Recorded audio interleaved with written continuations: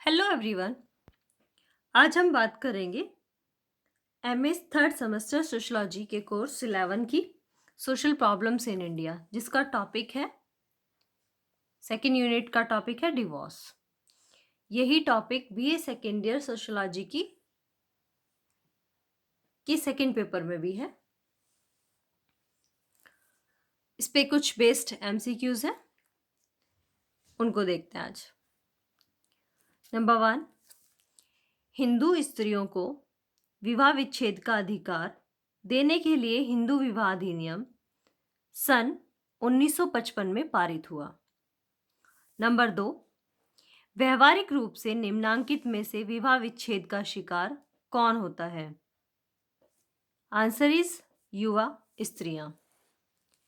कुछ विशेष दशाओं में विवाह विच्छेद की मान्यता किस समाज में दी जाती है? तो ग्रामीण समाज में, नगरीय समाज में, निरक्षर समाज में।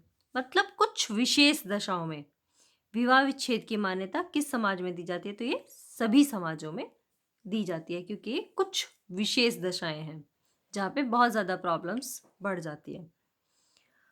नेक्स्ट है कथन और कारण का क्वेश्चन है।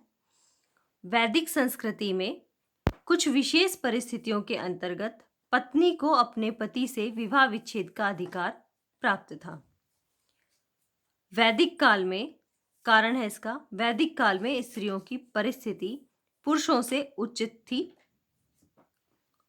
तो इसमें कथन सही है, लेकिन कारण गलत है। नंबर 5, भारतीय समाज में विवाह विच्छेद की स्वीकृति किस सिद्धांत पर आधारित है? तो यह है सामाजिक समानता के अधिकार पर। विवाह विच्छेद के फलस्वरूप कौन सी समस्या उत्पन्न होती है?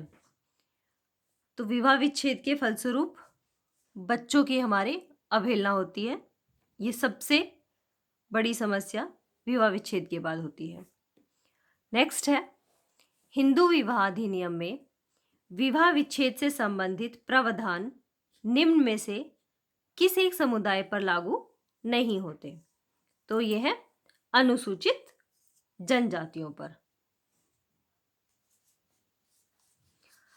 नेक्स्ट है जिस व्यवस्था के अंतर्गत पति पत्नी के संबंध एक निर्धारित अवधि के लिए समाप्त हो जाते हैं उसे न्यायिक पृथक्करण कहते हैं।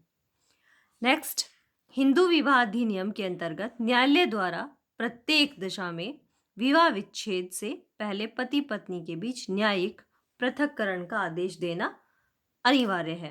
यह कथन है असत्य।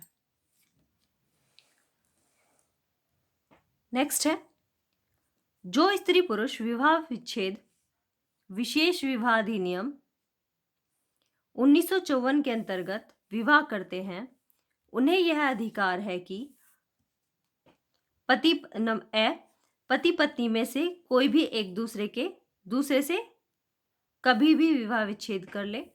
पति द्वारा क्षतिपूर्ति देकर पत्नी को छोड़ा जा सकता है। पति पत्नी में से कोई भी एक सदैव दूसरे से अलग रह सकता है, या फिर पति पत्नी पारस्परिक सहमति से विवाह विच्छेद का समझौता कर सकते हैं।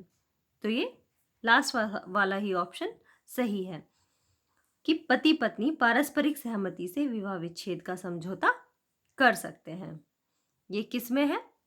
जो स्त्री पुरुष विशेष विवाह अधिनियम 1954 के अंतर्गत विवाह करते हैं उन्हें ही यह अधिकार प्राप्त है।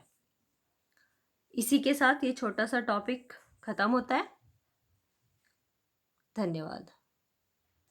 नेक्स्ट टॉपिक होगा हमारा प्रॉब्लम्स ऑफ एल्डेरिटी।